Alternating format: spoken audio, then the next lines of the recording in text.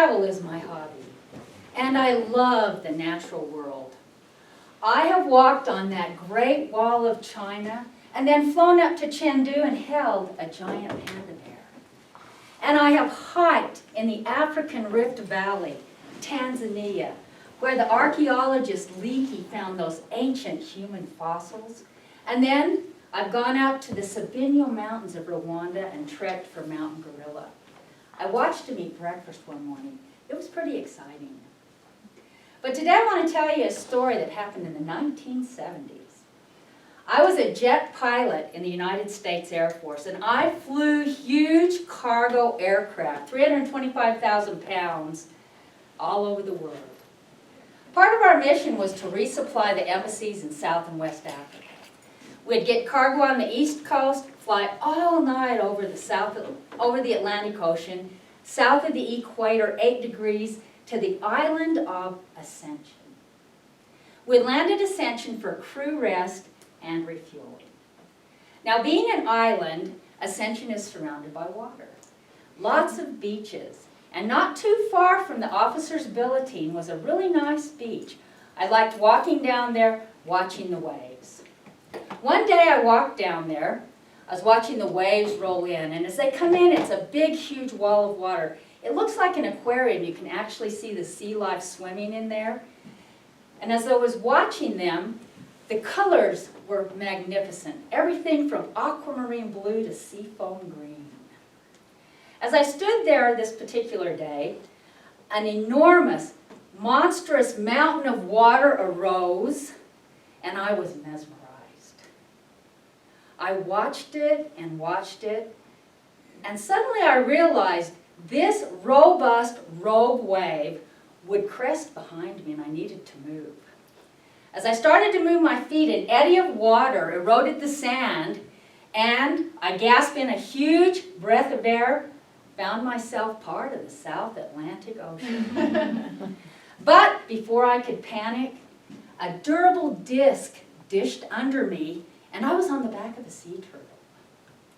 Everywhere I touched, shoulders, tummy, thighs, was comfortable. She took her friendly flipper and centered me on there.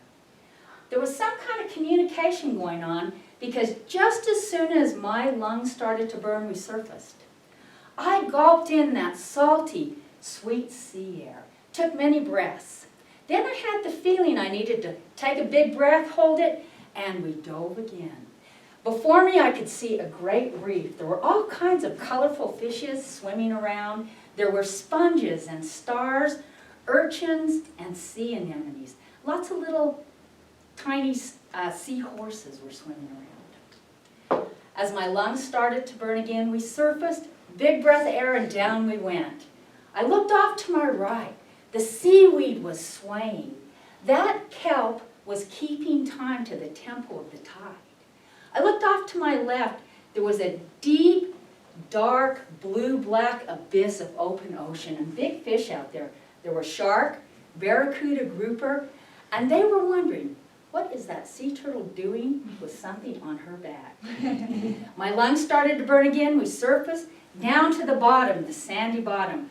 I saw the bottom feeders, lots of rays. There were little sea cucumbers squirting all about, sea fans and sea ferns. It was magnificent. The next time we surfaced, I could see that we were lined up with the shore. And I felt a tiny tingle in my hands. I let go, and she veered off into the deep ocean. But before the sea turtle left, she flicked me with that friendly flipper, and I body surfed on a wave, landed on the beach. What an amazing journey that was. Travel and the natural world. It was pretty incredible. I laid there and just marveled at how fantastic undersea life can be. As I rolled over, I looked up into the sky. I saw a huge seabird. It was an albatross. And I began to wonder, if I ever fell from my plane, would this fantastic flying fortress enfold me in her feathery wings and show me her home?